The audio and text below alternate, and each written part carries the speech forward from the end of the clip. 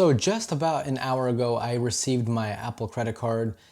I didn't film an unboxing because I'm not MKBHD. I'm not gonna get 5 million views, even though that's pretty awesome. I'm jealous. But hopefully this gets about 500 views. Let's get it started.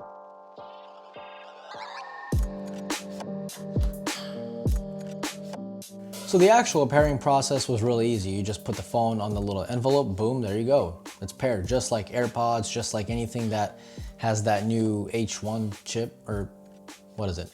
A chip? What? You guys know what I'm talking about, where you put the AirPods up to the iPhone, flick it open, and the iPhone pairs. Same process goes here. This is the actual Apple credit card. This does weigh about, what is it? I forgot.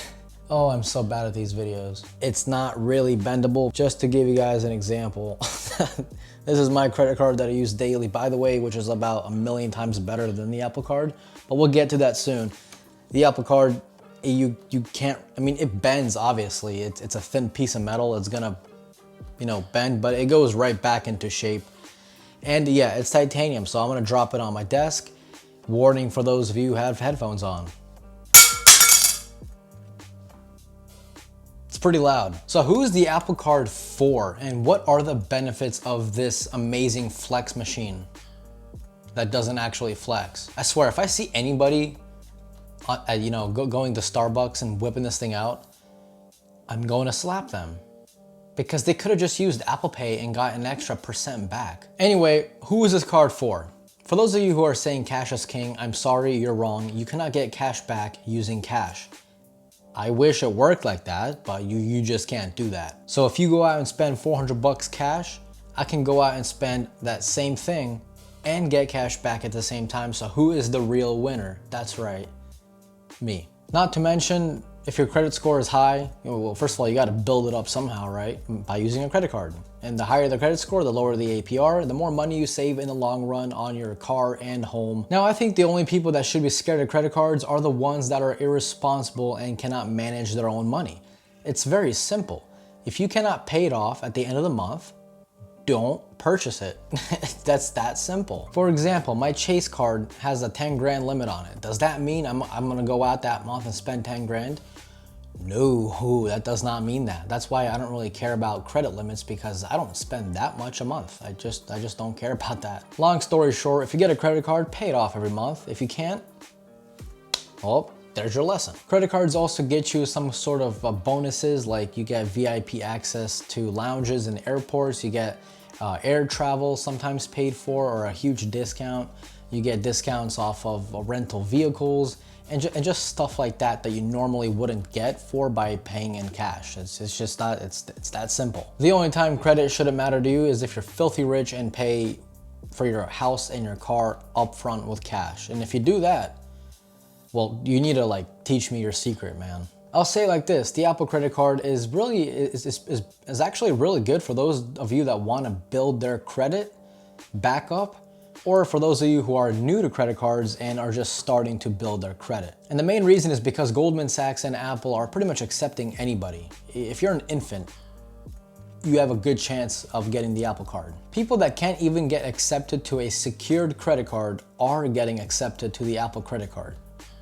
That blows my mind, because if you guys don't know, a secured credit card is a credit card that you have to actually put money forward for the bank to allow you to use your money. So that way, if you screw over the bank, they have your money anyway. So, good for them, bad for you. But people that can't even get access to that are getting access to the Apple credit card, which is good if you're a new credit holder, bad if you're horrible at managing your money. Now, I like the actual application. It's very nice, and nothing's hidden like on some banking websites. You have to dig and dig and dig, try to find out how much cash back am I gonna get? When am I gonna get it?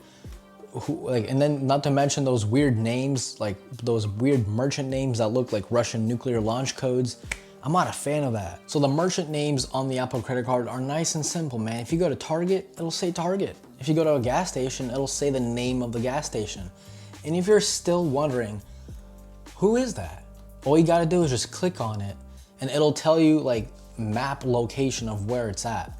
That's pretty genius. I'm not gonna lie, that's a really nice feature for anybody, honestly. I don't know a single person that looks at those features and be like, oh, I'd rather go back to my weird nuclear Russian launch codes. The app also says how much you owe.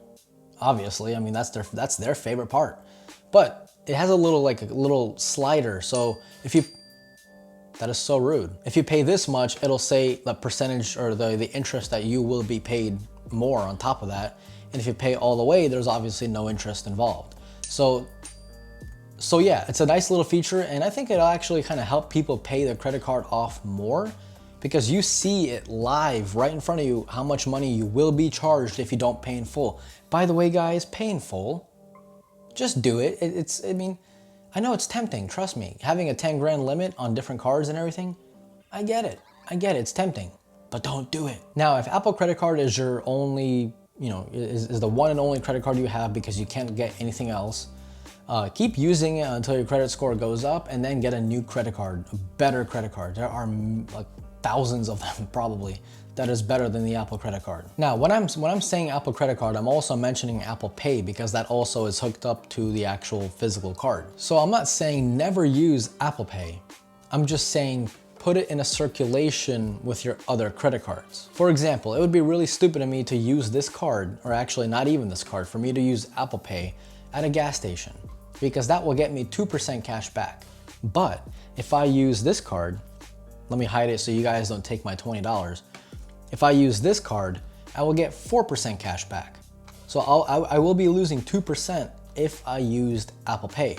Obviously, I won't do that. But anywhere that I will get 1% with this card, the green card, as you guys can see, if anywhere where I get 1% with this card, if they happen to have Apple Pay, obviously I'm gonna use Apple Pay and get an extra % of cash back.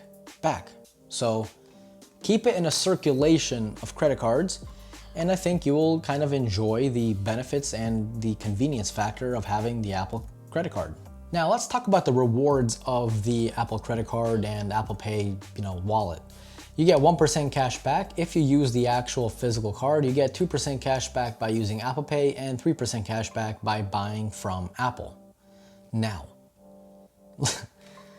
I just had to laugh because I don't know a single person that spends that much money on Apple for that perk to be a perk.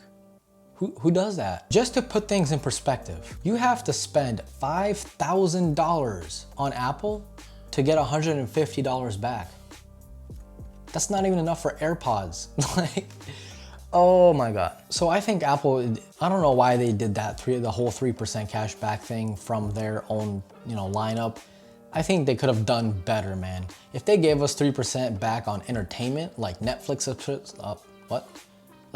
subscriptions, movie theaters, Hulu, all that good stuff that's considered entertainment in the category. If they gave us 3% cash back instead of the Apple Store, that would have been awesome, because I have a lot of entertainment subscriptions, and that would have saved me a lot of money. Not a lot, but it adds up. I know it does. So what do you guys think about the Apple credit card, Apple Wallet, and all that good stuff? Are you guys gonna be using it? Are you new to credit cards? Is this gonna be your first credit card? Let me know in the comment section below. And I hope to see you guys in the next video. This was Mark from Mark's Tech. Adios.